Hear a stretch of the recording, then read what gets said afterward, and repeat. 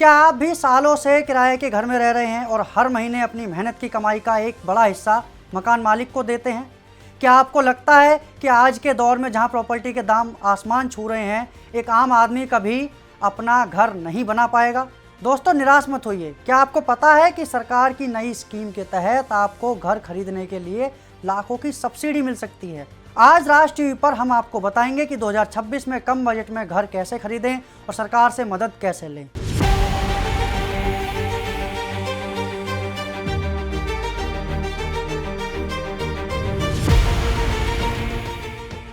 नमस्कार, मैं हूं मुकेश कुमार और आप देख रहे हैं राज टीवी। दोस्तों, रोटी, कपड़ा और मकान इंसान की बुनियादी ज़रूरत है, लेकिन शहरों में बढ़ते दाम की वजह से मध्यम वर्गीय यानी कि मिडिल क्लास घर से दूर होता जा रहा है। सरकार ने इस दूरी को कम करने के लिए अफोर्डेबल हाउसिंग और प्रधानमंत्री आवास योजना को नए अवतार में पेश किया है।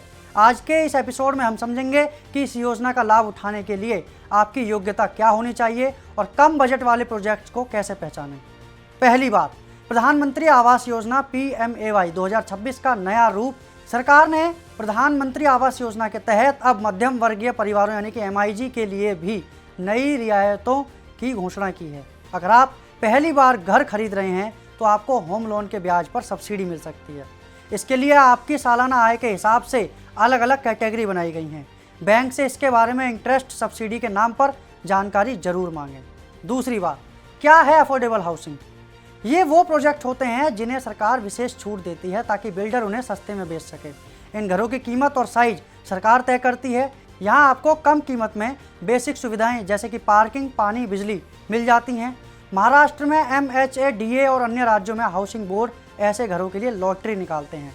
तीसरी बात, 1% GST का फ़ायदा। सस्ते घरों पर सरकार सिर्फ 1% GST लेती है, जबकि लग्जरी फ्लैट्स पर यह बहुत ज़्यादा होता है। घर खरीदते समय बिल्डर से पूछिए कि क्या ये प्रोजेक्ट अफोर्डेबल कैटेगरी में आता है। इससे आपके लाखों रुपए बच सकते हैं। चौथी बात, लोकेशन का सही चुनाव। अगर आपका बजट 20 से 30 लाख के बीच होता है तो शहर के बीचों बीच घर ढूंढना छोड़ दें। स्मार्ट सिटी मिशन के तहत शहरों के बाहरी इलाकों यानी कि आउटस्कर्ट्स को विकसित किया जा रहा है।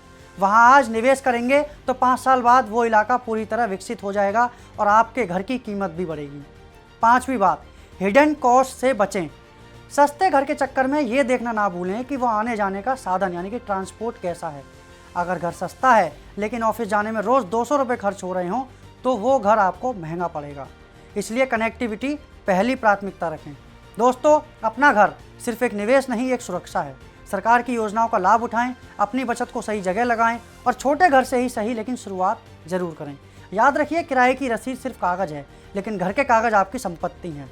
उम्मीद है कि आज का ये एपिसोड उन लोगों को हिम्मत देगा जो अपना घर खरीदने की हिम्मत हार चुके थे। इस वीडियो में फिलहाल इतना ही। मिलेंगे आपसे अगली वीडियो में एक नए मुद्दे के साथ। तब तक के लिए देखते रहिए राज टीवी। नमस्कार।